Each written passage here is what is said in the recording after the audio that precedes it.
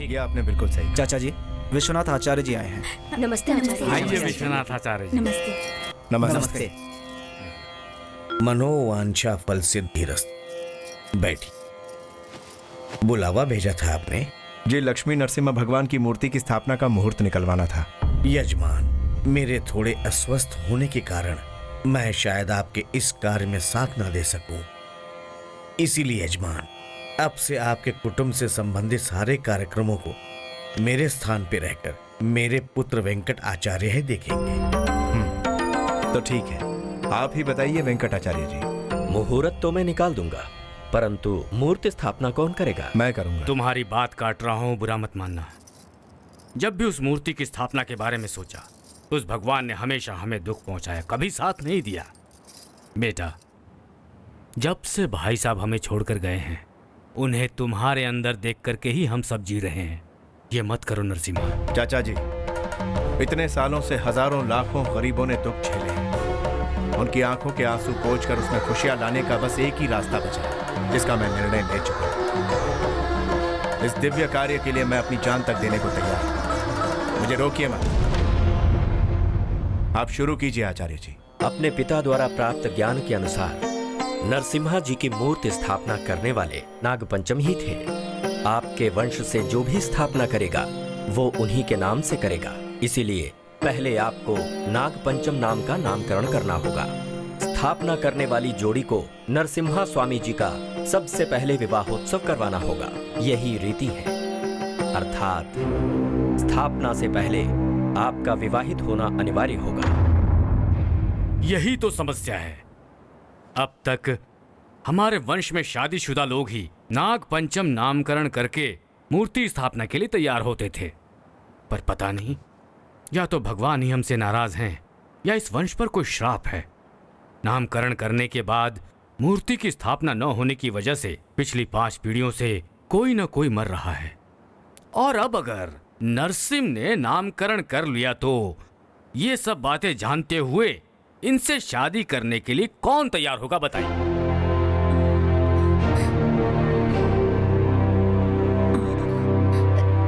कई साल पहले लोगों के सुख के लिए मूर्ति स्थापना करने गए मेरे पिताजी के साथ मेरे पति गुरुदेव ठाकुर जब चल बसे थे, तब मैं दुखी नहीं हुई। मैंने सोचा मेरे मायके का बोझ उतर गया। अब दोबारा उन्हीं लोगों की भलाई के लिए मेरे भाई का बेटा नरसिम्हा स्वामी जी के देव कार्य के लिए अगर उसका विवाहित होना जरूरी है तो मैं अपनी बेटी का विवाह इनसे कराने के लिए तैयार हूँ। परंतु क्या आपकी पुत्री भी विवाह के लिए सहमत है?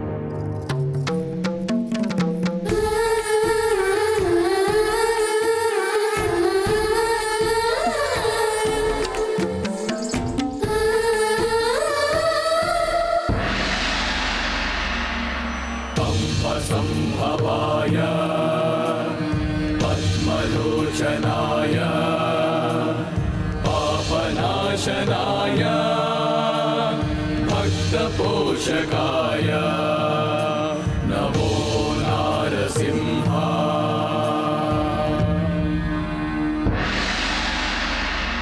अब से आप नाग पेंचल कहलाएंगे।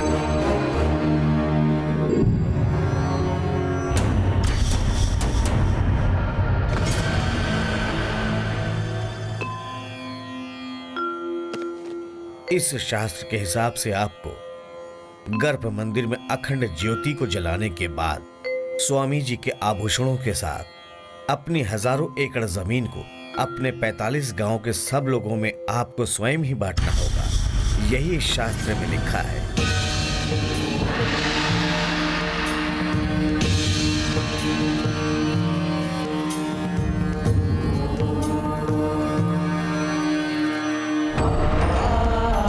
नागपंचम जी का हार आशीर्वाद स्वरूप।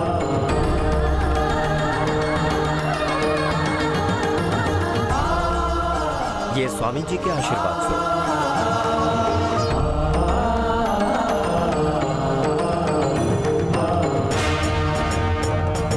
और ये श्री कृष्ण भगवान के समय से ही आपके वंश के वीरों का प्रतीक ये तलवार, इसका केवल आप देव कार्यों के लिए ही उपयोग करेंगे, ऐसा प्रण कीजिए। मैं भगवान श्री लक्ष्मी नरसिम्हा जी को साक्षी मानकर ये प्रण लेता हूँ कि इस तलवार का सिर्फ देव कार्य के लिए उपयोग करूंगा। मंगलम भगवान विष्णु मंगलम गरुणध्वज मंगलम पुंडरीकाक्षः मंगलाय तनो हरि। नाग पंचम जी, अगले 4 दिन के बाद पूनम की रात है। ब्राह्म मुहूर्त में पेनुसिल नरसिम्हा का योग नरसिम्हा में बदलने का शुभ समय है। उच्च पर्वत से विराट मूर्ति को अखंड ज्योति के साथ नीचे लाकर गर्भ मंदिर में स्थापित करना होगा। ठीक है आचार्य जी। शुभमस्तु, कल्याणमस्तु। क्यों बच्चों, तुम लोग अभी तक जाग रहे हो? जाओ जाकर सो जाओ। नहीं हम लोग तो दीदी के पास ही सोएंगे। रहने दीजिए ना, बच्चे मेरे साथ ही सो जाएंगे। पागलों जैसी बातें क्यों कर रही हो? हाँ जाओ तुम लोग, जाओ सो जाओ। जाओ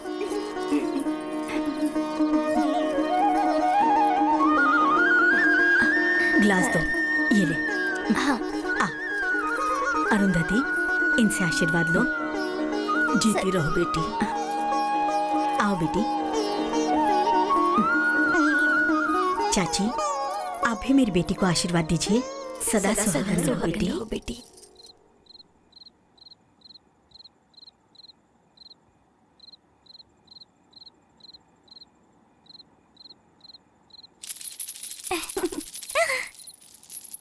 क्यों जीजू, कैसे शुरुआत करूं सोच रहे हो क्या? मैं अंदर आके सिखाऊं क्या? बंदरिया, चल जा यहाँ से। ये देखिए जीजू, बिना अभ्यास का अगर ब्राह्मण हवन करे तो उसकी दाढ़ी मुझ जलने का डर होता है। संभल कर, आपको भी तो इस बात का ज्ञान नहीं है। तुझे तो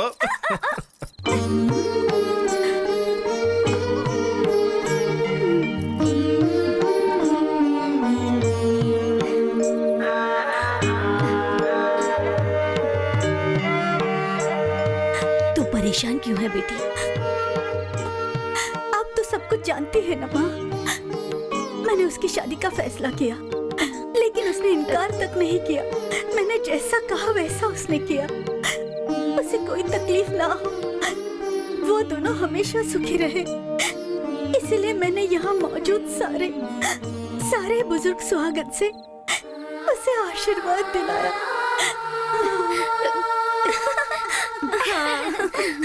अरुंधति, अब तुम अपने आप को संभालो। अरे रहने दो बेटी, मैं सब देखती हूँ। अब तुम लोग सब जाओ। चलो। सुनो, मैं कह रही थी तुम भी इसके साथ अंदर जाओगे क्या? जाओ। नहीं, मैं नहीं जाऊंगी। जाओ।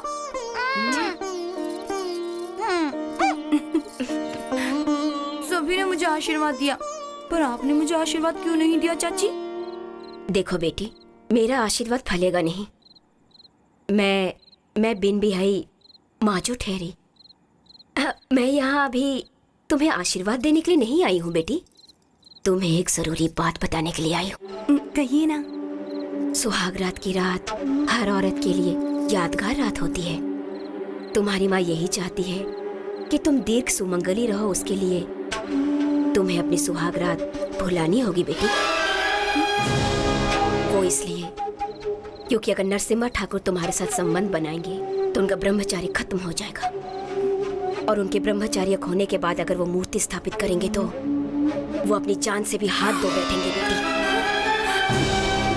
अपने वंश में नाग पंचम जी का नाम रखने वाले सभी लोग सांसारिक लोग ही थे बेटी, इसलिए शायद उन सब की अकाल मृत्यु हो गई, ऐसा हम मानते हैं। इसलिए बेहतर होगा कि मूर्ति स्थापना होने तक तुम अपनी सुहागरात से दूर ही रहना बेटी। ऐसा करोगी तो तुम बहुत जल्द इस वंश को आगे बढ़ा पाओगी।